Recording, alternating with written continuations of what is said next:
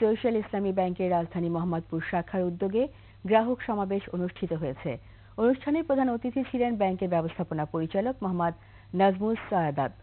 গ্রাহক সন্তুষ্টি বড় চালিকা শক্তি উল্লেখ করে এ সময় তিনি গ্রাহকদের SIBL এর উপর আস্থা রেখে পূর্বের ন্যায় ব্যাংকিং কার্যক্রম চালানোর আহ্বান জানান। মোহাম্মদপুর শাখার ব্যবস্থাপক জাফরিন খন্দকারের সভাপতিত্বে আরও উপস্থিত ছিলেন ব্যাংকের ইনভেস্টমেন্ট রিস্ক ম্যানেজমেন্ট ডিভিশনের প্রধান মোহাম্মদ মাজহারুল হক, ফরেন এক্সচেঞ্জ শাখার ব্যবস্থাপক মোহাম্মদ মুহিবুল কাদির ও ধানমন্ডি শাখার ব্যবস্থাপক মোহাম্মদ ওয়ালিউল্লাহ। সমাবেশে প্রায় 200 গ্রাহক অংশগ্রহণ করেন।